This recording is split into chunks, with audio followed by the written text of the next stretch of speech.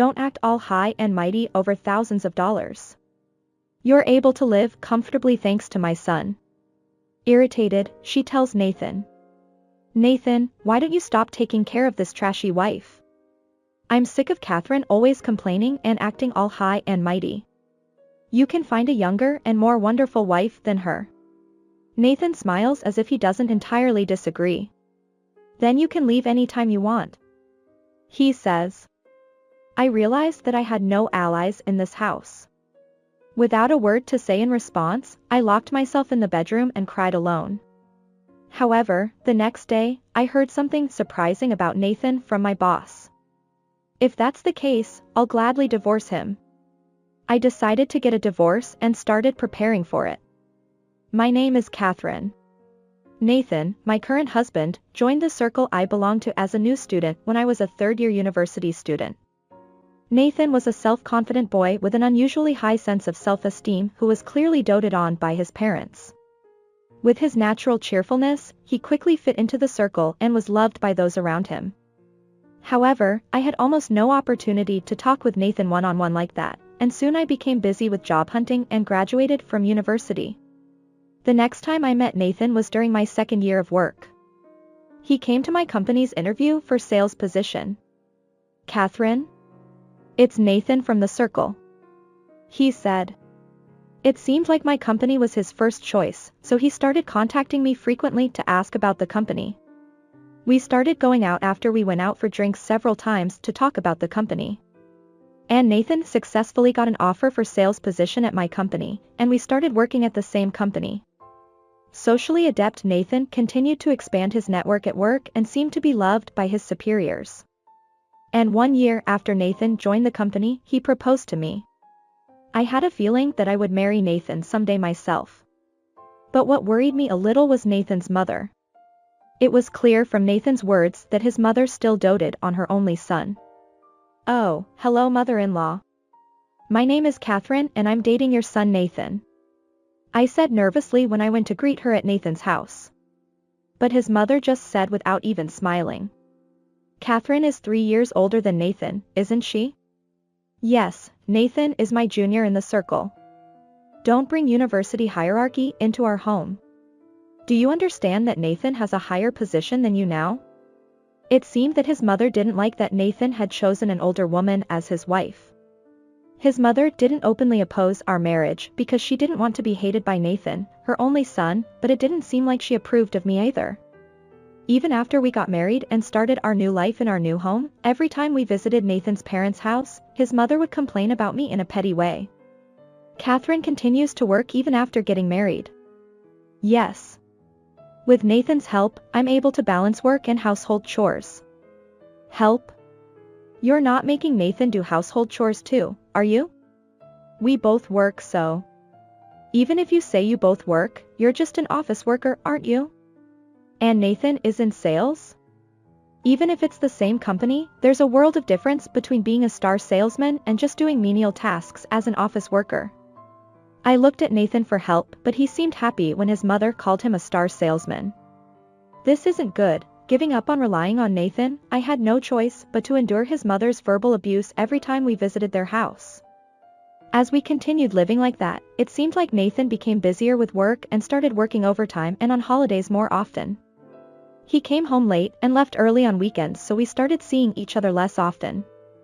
Then one day when I was alone at home, I received a letter from an unfamiliar sender.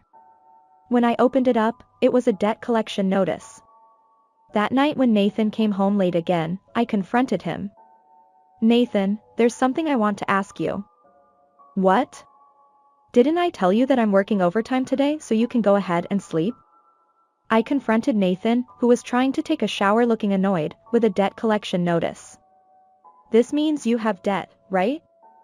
Explain yourself. Nathan turned pale when he saw it. And no, it's not like that. This is for entertainment expenses. Entertainment expenses? Yes. It's for work. I had a sudden appointment with a client and didn't have any cash on me that day. But don't you have the company card at home? That day, I happened to forget the card at home. So I had no choice but to leave the office during lunch break and borrow money in a hurry. But still, isn't this amount too high? The amount written on the debt collection notice was $7,000. Well, I thought it would be better to borrow it all at once than to borrow little by little. It's for entertainment expenses anyway, so it will be covered by expenses. Nathan said that as if he was relying on me. Can you pay for it with your savings until it's reimbursed as an expense? What? Why should I use my savings? If we don't pay it back soon, interest will accrue. And we also have to pay off the loan for this apartment from our savings. I wasn't entirely convinced, but I couldn't bear the thought of paying such high interest. So I hurriedly transferred $7,000 from my account, which I had been saving since before we got married, to repay the loan. Nathan seemed to have learned his lesson and said he wouldn't go out for entertainment anymore. He even said he wouldn't go to work that weekend and spend time at home instead. Oh, by the way, why don't we visit my mother after so long? I wasn't too keen on the idea, but I felt sorry for not having visited her since Nathan got busy. So I went with Nathan to visit his mother after a long time. His mother was overjoyed to see her son after so long. She was still cold towards me as usual, but I had given up on caring about that anymore. Whenever his mother seemed like she was going to complain about me, I would stand up and go to the kitchen. It was better to be busy making tea than listening to her verbal abuse. As I finished preparing tea and headed back to where Nathan and his mother were sitting, their loud voices stopped me in my tracks. Is your married life really going well, Nathan? You're not being bossed around by Catherine or anything like that, are you? Nathan answered in a self-important tone in response to his mother's voice of concern that I had never heard before. Of course not. Catherine does whatever I say about housework or money. She even hands over her savings whenever I ask her to. I couldn't believe what I was hearing. Was he talking about me taking on his debt the other day? Nathan continued. If there's anything you want, just tell us. Catherine still has plenty of savings left, so she'll buy you whatever you want. That's right. Thanks to Nathan, an old hag like her was able to get married, so she should do something in return. His mother said with a laugh. I couldn't take it anymore and spoke up. Please stop this already. The two of them looked surprised at my voice.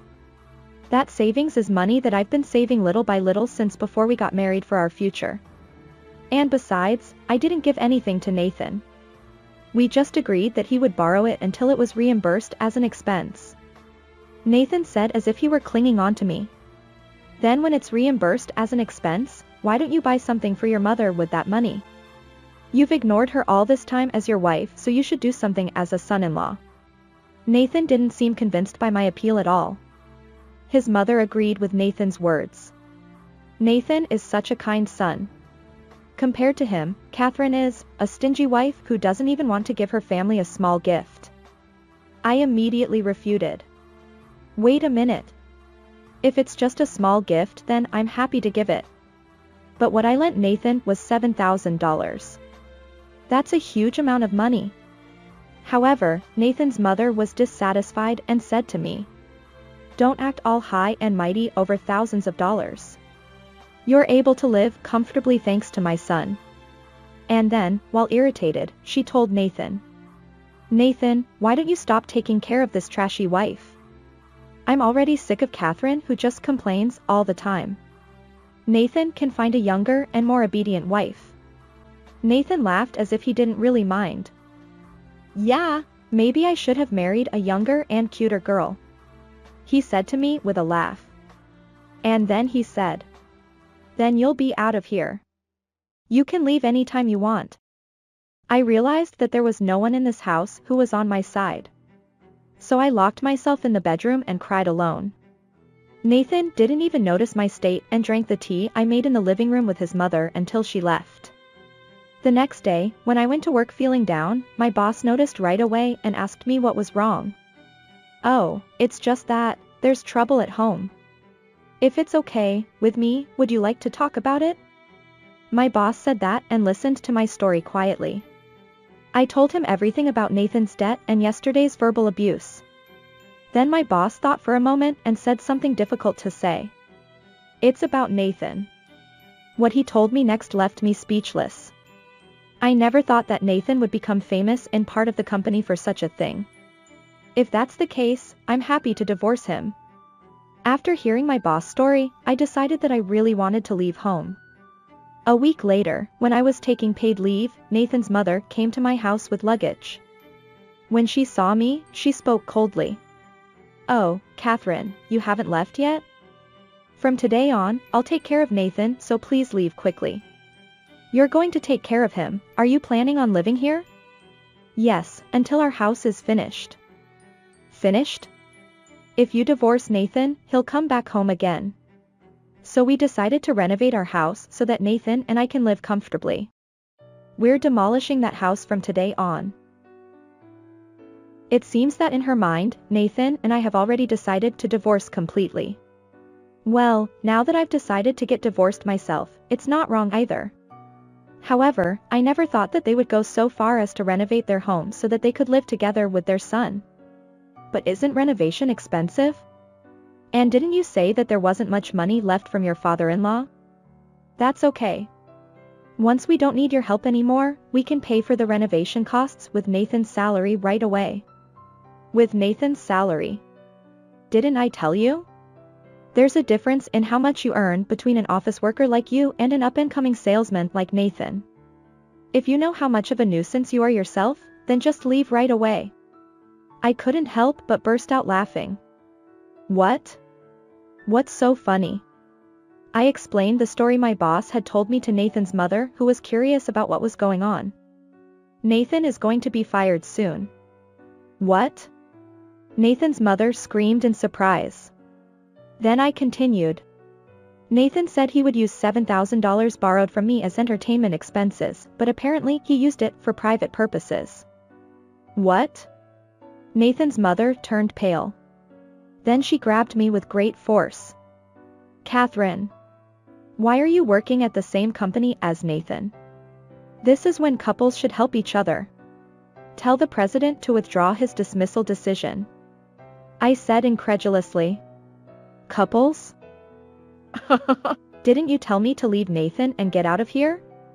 Who is saying couples should help each other now?" "Oh, I see. Well, I'm definitely planning to divorce Nathan." "What? You're going to abandon him when he loses his job? You're such a terrible wife. Don't you have any compassion for Catherine?" Nathan is the one who lacks compassion. He's been cheating on his family. The first thing my boss told me was that Nathan had been seen by several employees dating another woman during work hours. It seems that the money he fraudulently claimed was also used for dates with his mistress. I decided to divorce Nathan not because he's going to lose his job, but because he's been betraying me all along. I can't continue my married life with someone like that. As expected, Nathan's mother couldn't defend him any longer. She just hung her head and fell silent. I left her like that and packed my things before leaving home. That night, Nathan called me after returning home. "Catherine, is it true that you left?" "Yes." "Didn't your mother tell you?" All she said was that Catherine left, and then she fell ill. "What happened? Please come back right away." I coldly replied to Nathan, who was begging me. "What are you talking about? You were the one who told me to leave. I didn't mean it seriously. I thought you wouldn't leave me. I can't live with you anymore. Stop being so stubborn. How long are you going to sulk?" I began to feel more and more angry at Nathan, who was completely unaware of his own wrongdoing. "It's you who needs to stop being stubborn. I know everything." Nathan asked fearfully what I knew. "You've been cheating on me. And the $7,000 debt you borrowed from me was used for dates with your mistress, wasn't it?" "Why would you say that?" I could imagine Nathan being flustered on the other end of the phone. "My boss told me everything. Several employees saw you dating your mistress during work hours. You can't deny it. I'm going to start divorce proceedings right away." I then calmly explained what would happen after our divorce. "First, you'll have to pay back the $7,000 I lent you. And I'll also be seeking compensation for emotional distress. Wait a minute. I couldn't even pay off my debt, so there's no way I have that kind of money. I don't know anything about your situation. My demands won't change. Catherine, please reconsider. You were happy to marry a younger and popular guy like me, weren't you? Let's not get divorced and continue helping each other as husband and wife. I don't think there's anything you can do for me anymore. Why not? We've been living comfortably thanks to our dual income. Your debt ruined everything. And we won't be working together anymore. You're fired. Fired? Me? Nathan apparently hadn't heard about being fired from his company yet. Your coworkers have been talking about how you're all talk and no action at work. They've noticed how careless you are when it comes to important tasks. And they've found out about your fraudulent expense claims too. Nathan was only popular at first because he was friendly with everyone. There are no benefits for either the company or myself if we continue working together. I hung up on Nathan without another word. Nathan continued calling me many times after that, leaving messages on my answering machine saying things like, "Please help me," and "Let's start over." But he was too persistent, so after a few days, I blocked his calls. I went through legal procedures such as property division with a lawyer after that. We decided to sell the house we had lived in until then for property division purposes, but it didn't sell for much. As a result, only the loan remained unpaid. I also had to bear the burden of the loan, but I was able to pay it off thanks to the $7,000 that was returned and the compensation. However, Nathan, who was fired from his job and had no prospects for future income, was unable to pay off the loan and was forced to declare bankruptcy. In such a state, he could not afford to pay for the renovation of his parents' house, so they had no choice but to sell it. Nathan and his mother lost their home. It was difficult for the two of them without any income to find a place to live. They managed to find a job at an inn where they could live in. However, Nathan's salary alone was not enough to make ends meet, so his mother was forced to do physical labor and became exhausted. Nathan, who had lost his only advantage of being friendly with everyone, is now treated as a useless person even at the inn where he works. He is ridiculed by younger staff members. On the other hand, I worked hard at my job as if to counteract the shock of my divorce. My boss saw my efforts and gave me a promotion with a significant raise. I have been going out for drinks with my boss who has been helping me with various things since we got married, and recently he confessed that he wanted to date me privately. Unlike Nathan, who was unreliable, I may have finally found a reliable and trustworthy partner. With such thoughts in mind, I entrust my hope for the future. Thank you for watching. Please subscribe our channel.